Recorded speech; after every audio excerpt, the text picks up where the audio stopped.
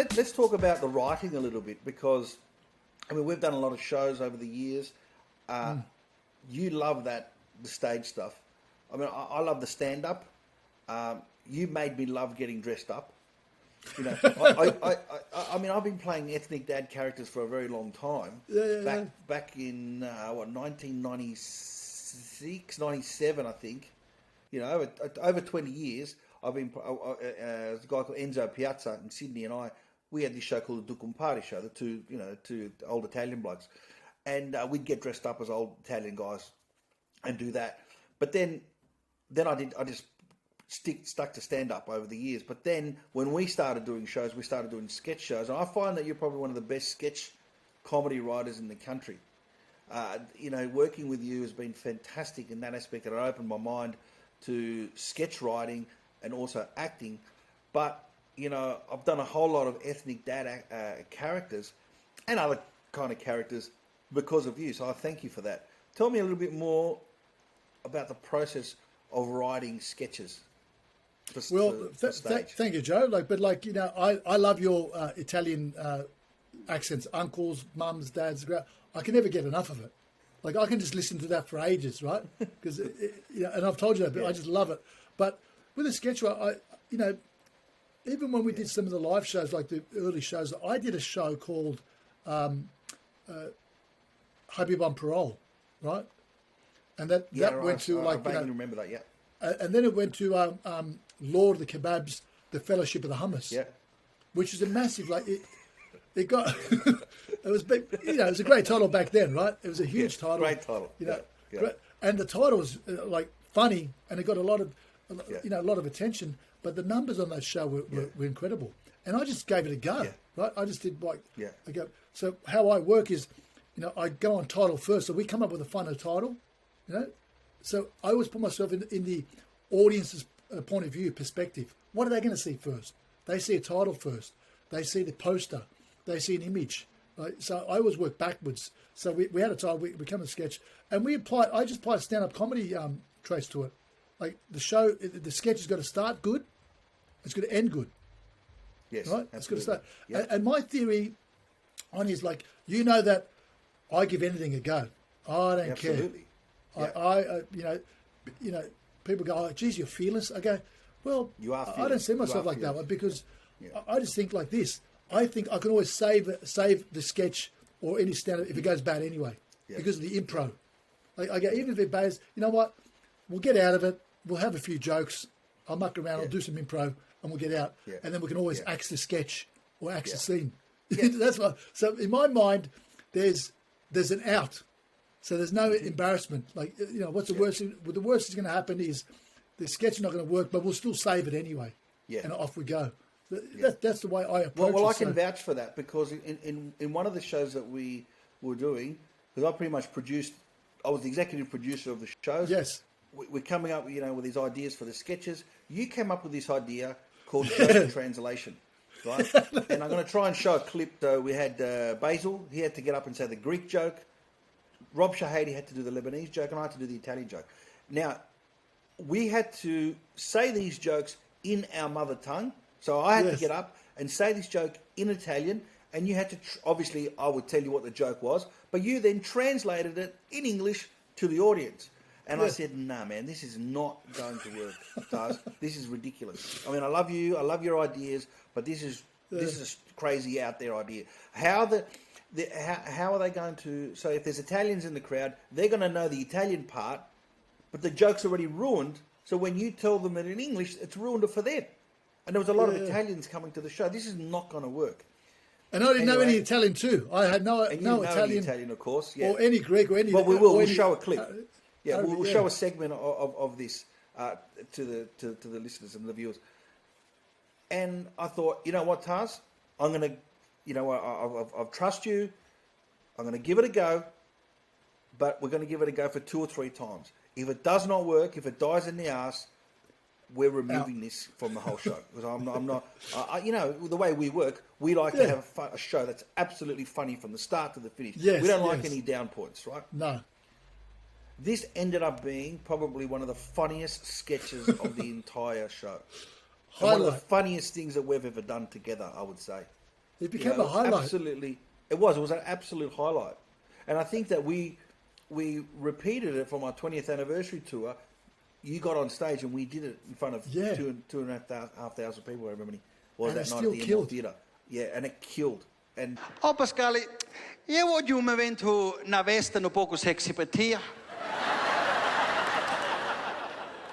Because I would like to wear something very sexy for you tonight. Pascali, che me evento a veste rossa o a veste gialla? Should I wear the sexy red dress or the sexy yellow dress? E Pascali ci faccio...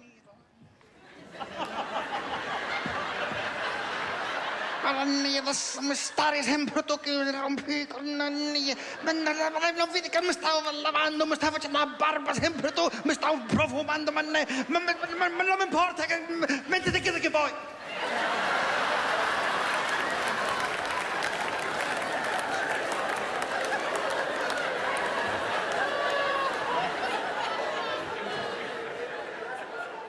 I don't care.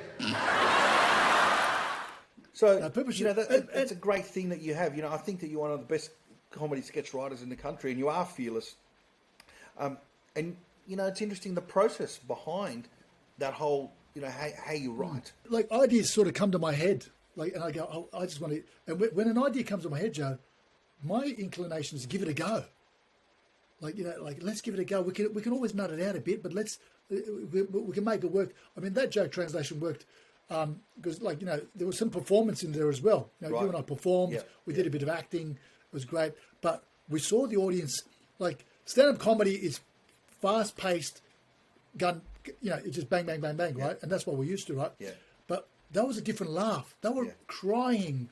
And that's hilarious. why I love to improvise, because when you do an improvised line on stage, and you know this, there's a different laugh. Yeah, that's exactly right. There's a different laugh. There's a laugh they hang on, he just made that up. Yeah. And the audience love that. Yeah. They react a little bit differently. Even to the best constructed joke, they react a little bit differently.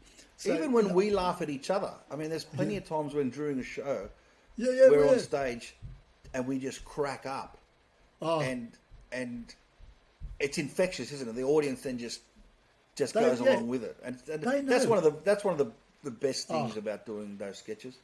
But look, they know when and we laughed all the time backstage. I mean, really, there was so much laughter. And do you remember we did a scene called a sketch called Pictures of You? Pictures of You was a fantastic sketch. Yeah. So it was just to paint a picture for the people just listening. It was like Joe comes on stage, we get a fake sort of studio host, and it's a sort of segment where we go through some of Joe's pictures when he was younger, coming through, and very hilarious stories. Pictures, and we get to know a little bit about you and your background. And it's very, very funny. It's very. But I've got that. I was looking at that footage the other day because at the moment I'm in the middle of compiling all this footage for my 25th anniversary, and that was The Good, the Bad, and the Ethnic was a show that I was looking at the other day. Right. So I've got a clip of that. I'll use it again. And there was a laptop, and and Rob was the host. Yeah, Rob was the host, and the laptop would open, and we'd ask the questions, and you come up. What is he saying to the ladies? It's like he's trying to pick her up, isn't he? Hey, Bella, you like a salami? But of course, we always used to plan stuff in the laptop. That's right. Do you remember? So he'd open up. And, look... Rob would open up and there'd be, We're trying to be clean, but there might be, whatever there. There might be a penis, whatever. Yeah, that's right. That's right. Or we'd have a funny saying, Rob, what's for, what's for love? Or every single time. And then you can see, and for us, I think once I wrote Shahadi, you're not funny. Yeah. So he would have opened up and would have read it. Yeah. There'd be a brief moment where he'd look at it and then he'd shake his head like this and we'd laugh. And the audience would... So laugh. Because you're kind of going to have to make your own show.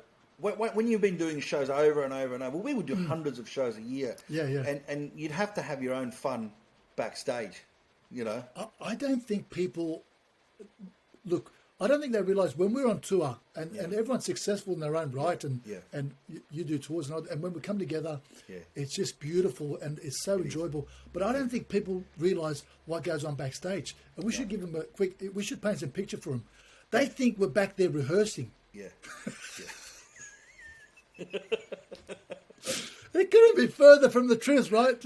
We do our rehearsals. Of course, we do our rehearsals, but you know, okay, let's take a couple of hours before the show. Yeah. We turn up to the venue, say 2 hours before the show, right? And people think like we're there rehearsing away. Like, nah. So we've got to do sound check to make sure that the headsets are right, the lighting, so that if we're in a new venue, the stage manager knows what's going on, the sound and lighting guys know what's going on. They've got to go through because there's a lot of cues in these shows, right? So you're constantly. Sometimes there's in a minute there could be 3 different cues. Right? We do all that. We do all that. We do all the checks, but we do it quickly. We just get through it because and there's laughter. And we laugh at each other. We have a go because what's Joe? What's the most important thing? Backstage, the main thing we discuss before the show. Do you want to tell the people, or do you want me to tell them? It's the food. It's the food, exactly. We spend more time on the food, what we're ordering, what we're going to eat before the show than anything else. It's amazing. Right. Yeah. We want to hurry up. Let's hurry up and get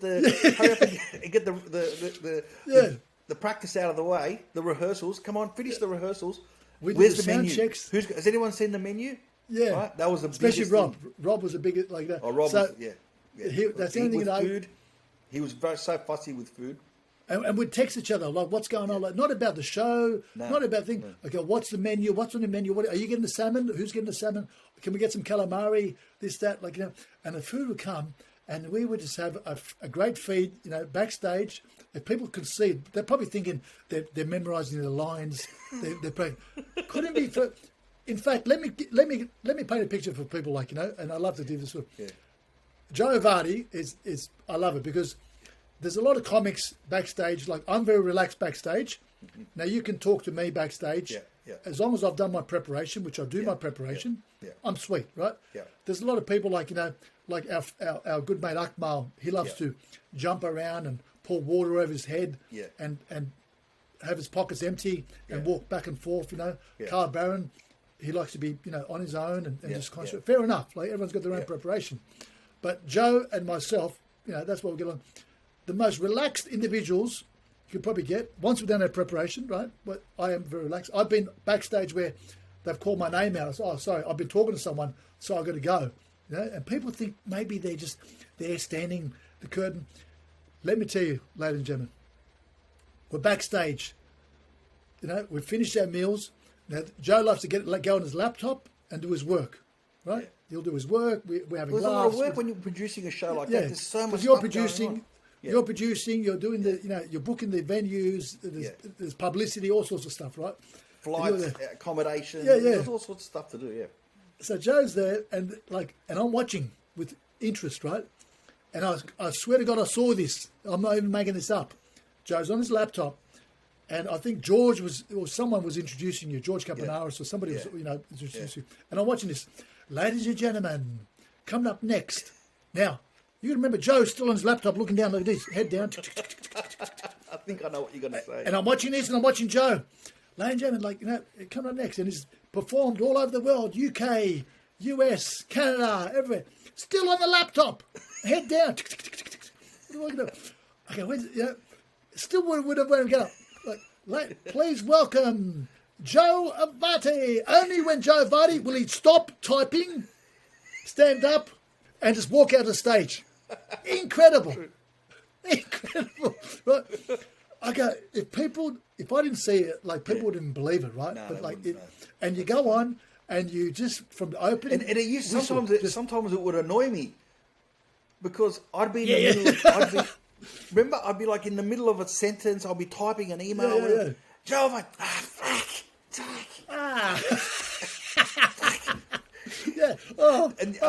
remember you saying, Joe, the show is interrupting your work. That's right, I remember that. Yeah, this show's interrupting my work. Jeez, we had some fun though. We had a lot of fun. You would go out but I've got to tell people, you go out, you wouldn't miss a beat, you smash it, come straight off and back to his work. And the 30 minutes straight in the middle of my email. Where was I up to? Right, that's right. I was answering this question about sound and lighting for this venue. Yeah.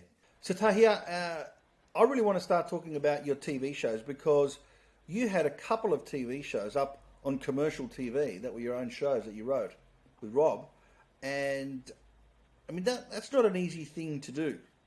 First, it's hard to get one TV show up, let alone 2 shows up on different networks, right?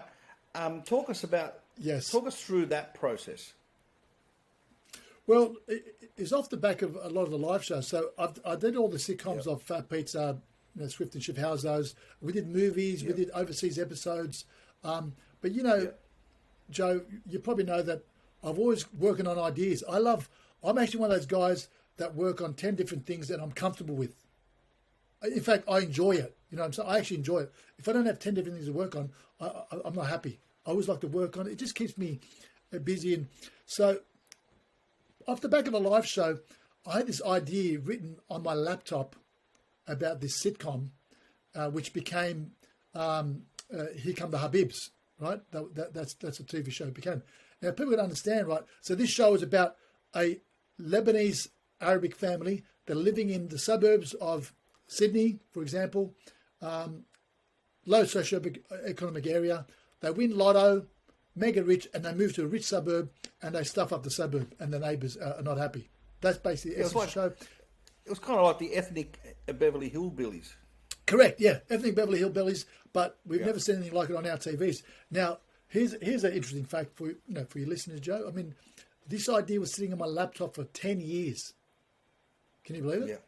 10 years on my laptop, 2.5 pages. I clearly remember it's 2.5 pages. Some characters, an idea, and eventually, I said to Rob, and that idea came off the back of a live show we did called From Lebanon with Love. Yeah. Right. I remember seeing Lebanon with Love. Fantastic show. It was a bilingual show for the Lebanese community, but it was fantastic. It worked. Great numbers. In the community. Yep. Yeah, it was great numbers. It was very well received, and in my head at the space. And I was a director From Lebanon with Love. Can you believe it? And I don't understand any Arabic except for the swear words. That's like everyone else. I just knew the swear words. So I was the director of a show which is half Arabic, and my background is Turkish. I don't understand, but I've got a lot of Lebanese friends, and of course, and when I was directing, it was hilarious, Joe, because they'd be rehearsing on stage, and when they threw in extra lines, I'd know. They do in Arabic. I go, hey, what's with the extra line there? And they laugh. They go, how'd you know? I go, well, I can tell by the rhythm, by what I've been listening to. Yeah.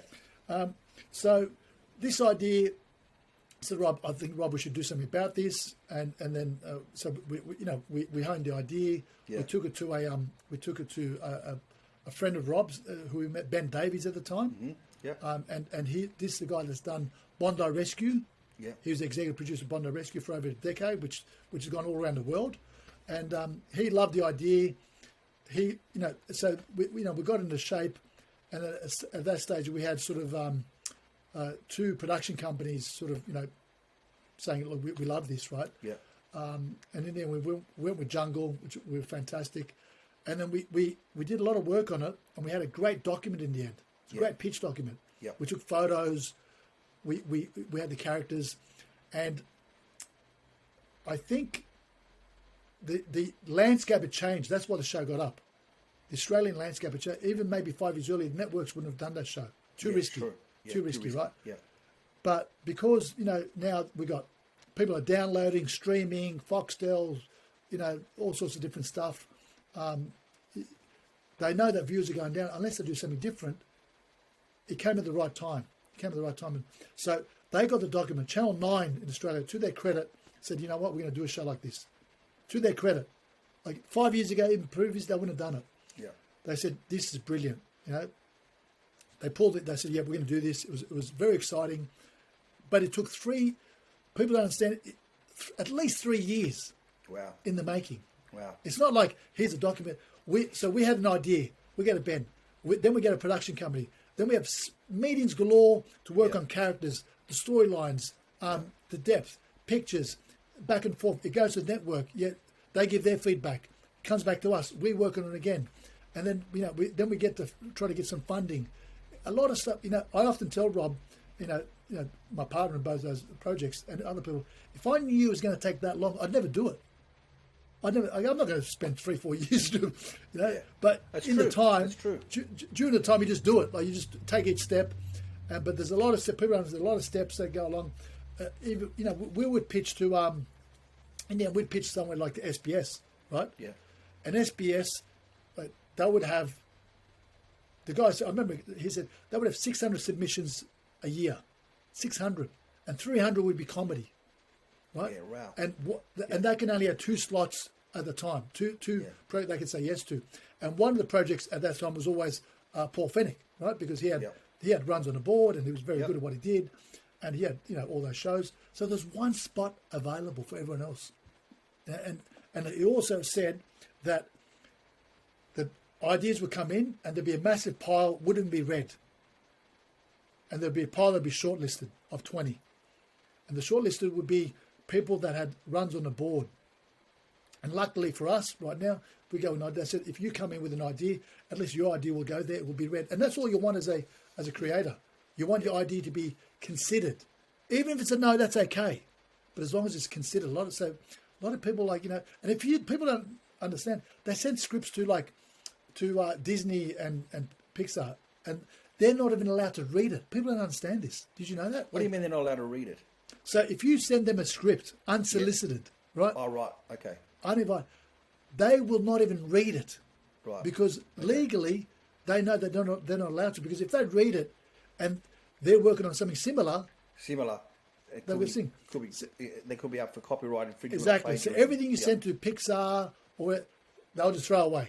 People don't even realise. People send scripts all the time. Don't waste it. You're just wasting time. They won't, unless you're invited. They've got teams already working on stuff. So, it's a very tough industry, to crack. And people, I've always got ideas, And anyone who's written a movie, I also take my hats off. I get hat off because a lot of people talk about it. Do you know how many people, Joe, come up to me and go, how do I get into these shows? I want to do acting. Yeah. I said, okay, do you? I go, have you done any courses? No. Have you read anything? Have you done any preparation? No. Well, what do you think is going to happen? You think someone's going to come and knock on your door and say, just knock on the door and say, listen, mate, we're going to roll for you in a movie. Yeah. It's competitive as it is. There's people out there training themselves, doing courses continuously. At least do something. So people who actually do a course, write a script, I say, hats off, because you've actually done something. You've actually taken a risk and done something, right? So, and the other idea, street smart, which I had an idea about, bumbling idiots, but it didn't quite come across exactly how it planned. But that's TV. That's TV. That happens, right? Yeah. And can we ask you, what are you working on now? Or is it top secret? Yeah, no, it's top secret. I can give you a heads up. Rob and I, we actually just recently formed a production company. Right. So we just recently did it with Kyle Sanderlands, one of the biggest radio personalities in Australia. Yeah. He's a larger and a great guy. Character. Yeah. He's a great character, and he gets look. He's good at what he does, and he's very good at what he does. Yeah. He's very good at what he does. He's very polarizing. You love him or you hate him. Yeah. Exactly, but he's smart. Mm-hmm. He's a smart operator, and so we just set up a production company to do some different ideas. But I'm working on. I love a children's movie. I'm working on a children's movie which I love. I think there's a space, and I've been, again, it's something I've been working on for years, and I've spent a lot of time on it, characters, scripts, different stuff, and I've had professionals help with it as well, and even some people have been interested, like Universal. They said, look, we love it. We want to see more, and I won't give it to them until I'm ready. Just because they said, oh yeah, we I said, unless it's ready, until I'm comfortable with it. I'm working on a drama, the Snowy project, on the Snowy mountain scheme in Australia. Is that a funny show, or is that a serious? Straight drama. Yeah, straight. Yeah. Nothing. So I love doing that. I love. Yeah. I go, why can't I do a drama? That's right. Why can't you? I do. Yeah. Why can't I do a children's show? I get. I like working on different projects. There's nothing for me. There's nothing stopping people doing anything they want. Yeah. There's no rules. Because of the shows I've been involved in, I get painted into a picture, painted in a corner. I'm grateful for Fat Pizza and all those shows, but it helped and hindered me as well. So both those things, Joe, you got to remember that. And before those shows, learn. Even if you didn't do well, you can always learn something from it. And before those shows, Joe, I was already on my journey. I was already doing. I was on the footy show. I was getting some attention, some media attention. I was getting some articles and different stuff. So I was on my journey already. But because of the show, people of course, the corporate world saw me as a drug dealer as well. You know, like as a yellow tracksuit. Like people thought I had to work hard at getting the agents to say, listen, I turn up in a suit. Yeah. You know, I'm clean. I don't. You know, I'm not doing turn about yellow tracksuit. And once I realize, I go, you know what, this guy turns up, he does a show, and I do meet and greets. You know, I don't just. I'm well mannered and I do. You know, so. Yeah. But of course, the bookers might think, but the people who at the show, they know the show, so that it helps me. Yeah. But, you know, so both ways. Well, it's hard. Like, you know, like look at Henry Winkler, who played in the Fonz. It was very hard for him to play another character after people knew him as the Fonz. Bob Denver, he played Gilligan on Gilligan's Island. Again, for him it was very hard to go and play. Even Ron Howard. Ron Howard ended up being a great director, but you know he was Richie Cunningham to everybody. It still is. Yeah, it still is. You know, that's a great point. Joe. That's a great point because, like, you know, if acting was my absolute passion, it would bother me. But because stand-up comedy is my passion, it doesn't bother me. I go, okay, I've been, you know, typecast as a dodgy character. Okay, no, it doesn't matter. As long as I can stand up, people come to my stand-up, understand. Okay, he's different. We get it, you know. Tahi, I'm very conscious of time. I want to ask you one more question before we go. Actually, two. Firstly, we still got so much to chat about, Joe. Well, I know. Well, one of my questions was there anything else that really stood out to you over your 25-year career that was very interesting that we should know about, or really funny, a story that you want to tell us that's very funny? With comedy-wise? It doesn't matter, comedy or anything serious about your life. Well, you know, I mean, look, the comedy I'm very grateful for because I've done comedy. I managed to travel the world with some of the shows. Yep. With Fat Pizza when we were recording. Yep. We did a lap of the earth, all different countries. Mm-hmm. That was an incredible experience. Obviously, you know, like comedy enables us to travel and go to places we'd never go to. Yeah. And one of it was like Lebanon, right? Yeah. My mate Anthony Salome. Anthony Salome. He was on Virgin Radio, wasn't he? Virgin Radio, Breakfast Radio, killing it, right? Like his ratings were such a nice twice. Guy. Yeah, his ratings were twice, and he kicked off Virgin Radio there. Yes, I remember when he went over. He was the first up, and he was, you know, so he organised this comedy gala. Ash Fee's Main, African American from Melbourne. Yeah. He comes along and comedians from all over the world. Yeah. We go to Lebanon, right, for the show. So I love it because I go there 5 days earlier with Ash, and we look around. We're just loving it, and so it was incredible. We did 1,500 seats on the side of a mountain, open air. Right? Wow. Packed. It was incredible. Yeah. And I said, "Does it rain?" They go, "Nah." They go, "Like it never rains here. Don't worry, it never rains summer." That's confidence, right? Why do the people in Lebanon have an ethnic Australian accent? Yeah, they don't actually. They don't. The Lebanese were very different to Lebanese in Sydney, actually. Yeah. And you know, they love.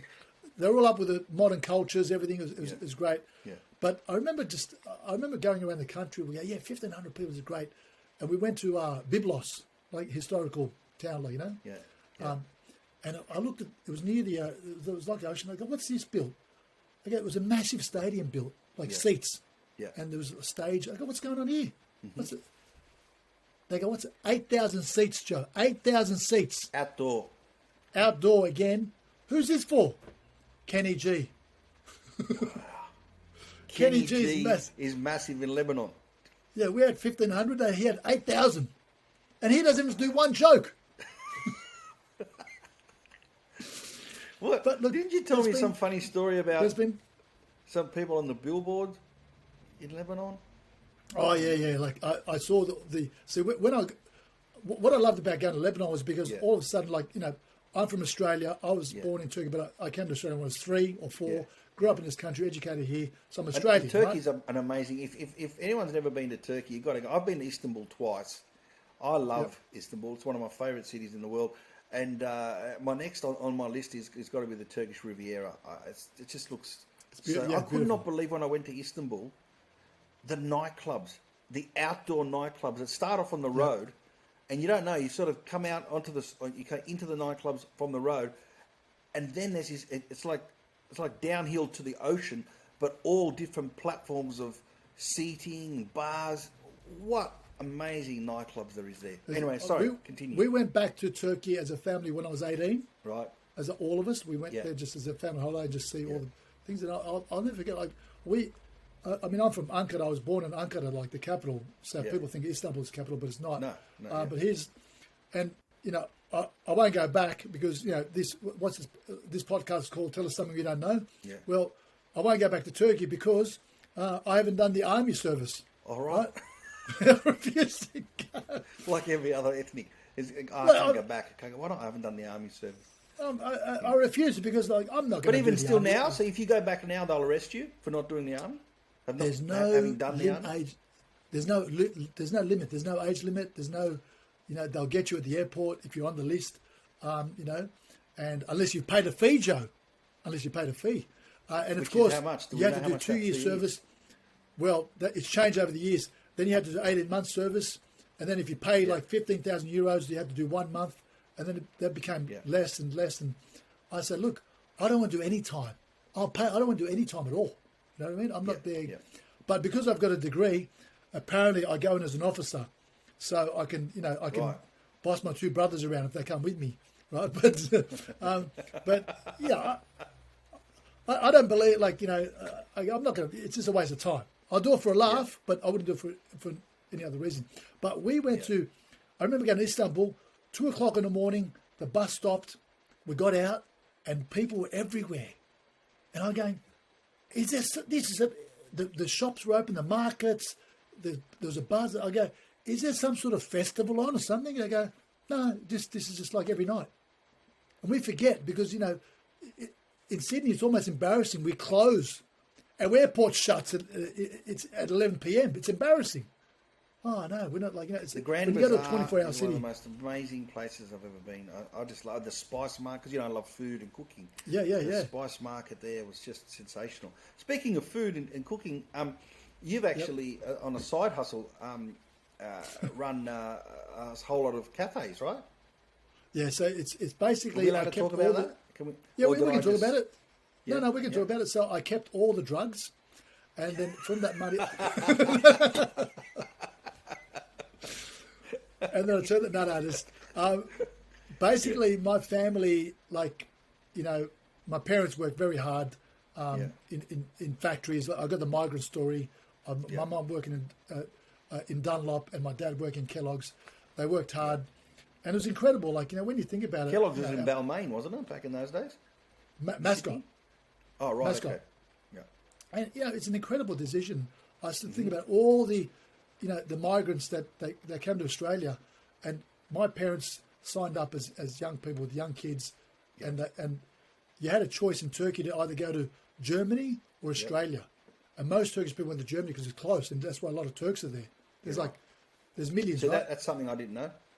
Yeah, and so most people went there. My dad, pioneer.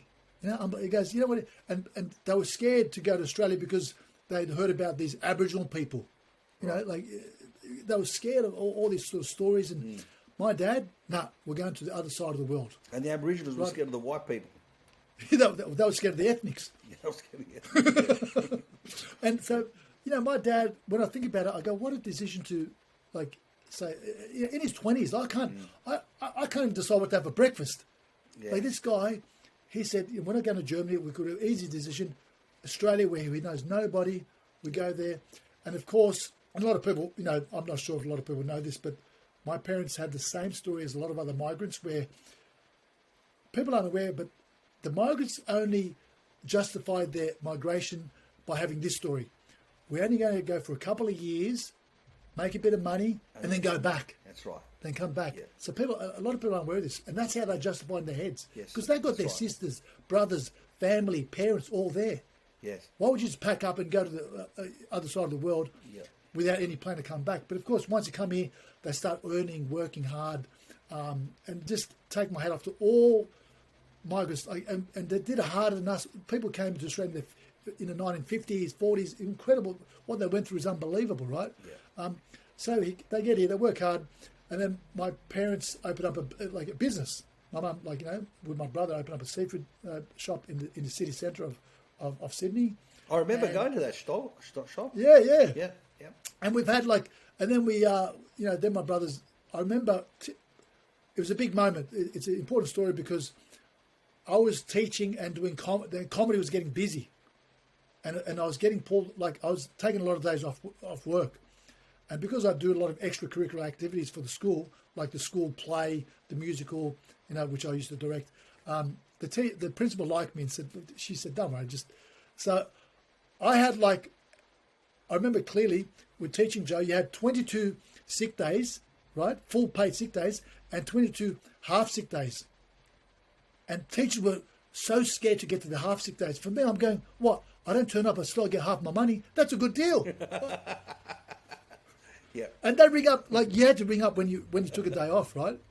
Yeah. And another teacher would answer, and then according to how many teachers were absent, they would organise casual teachers to replace you. Yeah. And teachers, Joe, get that ring up with sore throats or croaky. They do it first thing in the morning. Yeah. I can't come in today because, the teacher doesn't care. They're just taking it. For me, it was like, g'day, this is Tahi here. Look, I'm feeling pretty good today, but I won't be coming in. Whatever. Can you imagine the casual teachers that have to take over your class? I don't know what they call it casual. They probably never worked so hard for it in their life. I had over 22 sick days. Yeah. So all the teachers loved me because I took the pressure off them. Yeah. They go, no, Tahi's got the most. And I was taking days off to go to Adelaide or Perth or Melbourne, wherever, I'd be doing shows and coming back. So I got to the stage where I said, okay, I'm going to leave. Comedy's getting busy. So I opened up a juice bar with my brother, my younger brother. And the idea was I work in a business and he runs a business. So I work there as well. Yeah. And when I do comedy, I just take off guilt-free, right? Do my comedy, I come back to the business. Yeah. And that was my gateway to becoming a full-time comedian. Yeah. I just didn't so then eventually we sold a business and comedy eventually just took over, and when comedy full-time is scary because, you get your diary and 1 month would be busy, the following month would be a little bit here and there, and then 3 months down the track, nothing. And you go, okay, I've got no gigs. Or in this particular situation now, we're finding ourselves in here. I had the busiest July, and I had a great August, September, October, and just like that, gone. COVID came and wiped off the entire calendar. We got no work because we can't travel anywhere. No, we can't. No, there's nowhere we can do shows. I know you've done a few virtual shows. Good on you. Zoom comedy is a bit tricky. Yeah. Look, they're a bit tricky, but you get pie. This game, and that's why I think we work so hard. Because we know what it's like. There's nothing guaranteed in this business. No, there is nothing guaranteed. You've got to constantly work. Yeah. And by the way, just to go back to the comedy, I remember the comedy store, and do you remember Harold Park Hotel? Yes, that's right. I never did Harold Park Hotel. I've only did it a handful of times, but you were there a lot more than I was. So when I first started comedy, I did 18 months of open mic. I go for 18 months, and I did a bit longer, but for 18 months, I clearly remember anywhere where there was comedy, I was there. Yeah. I turn up 3 times a week. Yep. Can I get up and perform? No. Okay, I'll watch. Yeah. And then I found about Harold Park, went there, loved it. It was a great place. And I remember the guy, the owner, Simon Morgan, I think it was. Yeah. He said, listen, I'm going to put you on one night because there was a rumour that Robin Williams was going to be on oh, yes, I remember that. I remember, that's right. And Ostentatious was headlining. Yeah, Ostentatious was the headliner. So, and I turn up because I'm just he goes, I'm going to put you on because he liked me as well and he supported me. And so I turn up at this Monday night and the place is full of comedians, unusually. Yeah. And I told my mates Robin Williams could turn up, right? They turned up. They go, as long as there's a chance he's going to be there, they turn up. So I turn up and the place is packed, Joe. 300 people, chockers, comedians everywhere, unusual. You don't just see comedians turn up to open mic night. Yeah. They're all there. I was first on, right? First on. Open, bang, get up and do it. And I do well. And I come off. Okay, it's a bit of fun. And I'm backstage, of course. Backstage. Crowd, back and forth. Of course, I'm backstage and what do I see? Massive white limousine turning up to Glebe in Sydney. And Glebe is tight streets, if people don't know. Tight streets, narrow. Yeah. This white limousine Yeah. pulls up. It's like a suburb in London, you know, like part of London, yeah. And Robin Williams had done this 10 years earlier, right? And so he's renowned for getting up at comedy clubs. Yeah. He gets out of the limousine. Everyone's excited, you know. And so we go, okay, everyone's going to clear backstage, so we all go to the audience to watch. Ostentatious was on. He'd been on for 5 or 10 minutes, right? Mm-hmm. And he'd already been told, when Robin Williams turns up, you got to get off. Yeah. And don't worry about, you still get paid, you just get off. So he's on, right, 5 or 10 minutes only. Robin Williams sticks his head, behind the curtain. The place erupts, goes nuts. Ostentatious gets off. Robin Williams smashes it out for 40 minutes. That's a killer set, right? 40 minutes, people go nuts, you know. Then he gets off. By now, it's like midnight. You got to remember, because it was long nights. Yeah. It was definitely after 11:30, midnight. It's a long night. We've seen a lot of open mic nights, open mic acts. Mic comedians. Then we got some paid acts. We had a host, and we had 5 or 10 minutes of Austin. But, you know, we're getting near the end of the night as it is. Then Robin Williams comes and does 40 minutes. What does Ostentatious do? He comes back on. Yeah. Like the night's finished. Yeah, but do you remember what he said? Yeah, I remember what he said. He comes back on. He had a great line. He goes, well, that was one of the better support acts I've had. It's a great line. We could just do a podcast just on all the stories about touring with Ostentatious. Oh, we should. We should. He's a character. He was out there. I love you. I just think he's one of the best stand-up comics in the world. But you know, it's just. He supported me as well. He always supported us. He loved the ethnic comics. He did. He loved us. And just a quick, do you remember he used to run a club in Double Bay in Sydney? Double Bay, of course. You know how many shows I did there? Yeah. So many shows, hundreds of shows. We did a lot of shows, and Austin was the MC and the host, and he'd often say, I'll bring you on in 5, and he'd do 20. That's right. That's okay. It was Sometimes the audience would leave because he would abuse the entire audience. Sometimes he was that good that when you come on, because you knew you stood out as being a newcomer, as being amateur, so you really had to work harder. Sometimes the audience didn't want to laugh at any of the comedians because he pissed everybody off. So, you know, what a great it was actually a very good training ground. Unbelievable. Yeah, I'm forever grateful to him for that. Very grateful. And do you remember how he brought Peter Egner on? Did I ever tell you the story? No. So Peter Egner was he was a comedian that started the Comedy Store. Yeah. Wasn't really getting laughs, you know. Yeah. And we'd all encourage him. We'd all encourage each other. It was very encouraging thing, and he was a great guy.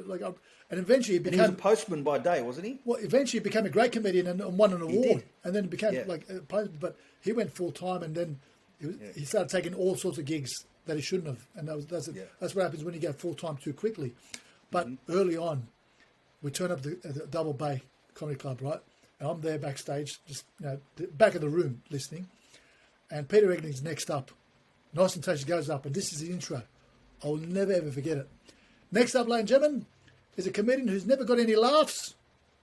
And tonight will be no different. Please welcome Peter Egner.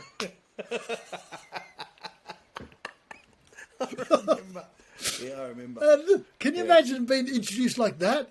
Yeah. Well, the poor guy got up, and as I said, look, he eventually became Fred Lang. Ladies and gentlemen, we've got a comedian now. He's a fucking butcher. That's what he does. He's a butcher. Yeah. Bring him on. And he'd always book me on Anzac Day. You know that? Yeah, right. Okay. Every time Anzac Day, Anzac Week, always made a point of booking me, just so he can say, "Ladies and gentlemen, it's Anzac Day. We're gonna get a Turkish comedian." Yeah, just for that line, he'd always have me. But he loved us. He did. And look, so many stories. Like we can do a whole podcast on comedy backstage. Just touring with him, you could do it.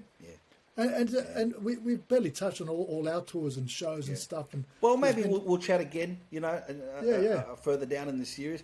I've got one last question before we go. What do you do to live a better life? What do you do? We want to know from Tahir. What does Tahir do every day to make his life better? Sure, it's a good question, Joe. I mean, look, people might not know this, but I actually volunteer. So I'm an ambassador for 2 charities, Save Our Sons and Special Olympics. And Special Olympics it's a wrong thing to call it Olympics because it's not every 4 years. It's helping Down syndrome kids and all sorts of disability all year round with sport and different stuff. And I remember being in infant school and in Summer Hill in Sydney, because that's where we first lived, right? And they brought these Down syndrome kids to our class, and I had a bond with them. It was incredible. They really liked me. I liked them, and they'd gravitate towards me, and I'd help them. And right from then, I had this sort of bond, and it was and to then volunteer for Special Olympics.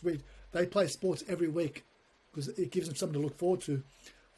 So just to, and with your charities, help out, like wherever you can. Volunteer to do shows, host their events, donate prizes if you can. Whatever you can to help them, do, you help them. And I feel like as comedians, we get asked a lot, always like, can you help with this, can you help that? And I just found like, you know what, instead of just doing charities, I'll do charities wherever I can to help out. If I'm free, I always say yes. Like policemen lost their lives. There was a charity, like I did it several times, yes. Or there's a natural disaster. We had bushfires in Australia. But it's an instant yes. Whatever. So I thought, why not concentrate on a couple of charities? And I think, and that way you can put your energy towards it, right? So I think if you're in a position to help out and volunteer, and this goes for everything, everybody in life, help out and volunteer. Always donate. I always love to donate on those forums, like Fund Me. I'm a sucker for those. Always bang, help out, no problem. Just help out. Even if it's a scam, it's a scam. Just also, as you get older, like I know you love food. I try to eat better, like and exercise, like do the basics, and it's not easy because the ethnics. The food rules our lives. It does, yeah. We grew up. That's why we've got 2 kitchens, right? We got. I think we were very lucky that our parents decided to come to Australia. Tahir, mate, it's been absolutely fantastic to have you on. There was a lot of stuff that I didn't know about you that I learned today, and even after 25 years of being friends, there were some really interesting facts that sort of blew my mind. We had a great time. We had a great laugh. This is going to be one of the favourite episodes, I'm sure, because I don't actually have a lot of comedians on. On this podcast, it's actually that's why it's called a serious chat, with a comedian. But today's been a serious chat with a comedian, being you. So thank you very much, man. I really appreciate it. Look, it has been a serious chat. It's very enjoyable. We've been mates for a long time, and when we tour, what do we say, Joe? When we go on tour, the show is enjoyable, but the best part is backstage, chatting to each other, catching up. We go for walks, we have a laugh, and look, there's so much more we can talk about, but time people just maybe have to go. Maybe we've got to go a part 3, part 4 at some point. But absolutely. Thank you so much. And one of the other great things about being on stage is like when you're on stage, we all bitch about you. While I'm on stage, everyone else bitches about me. It's a good laugh. We've had so many stories, but But thank you. It's a great thing. Always enjoyable to chat to you. Always. Thank you, mate. Thanks, Taz.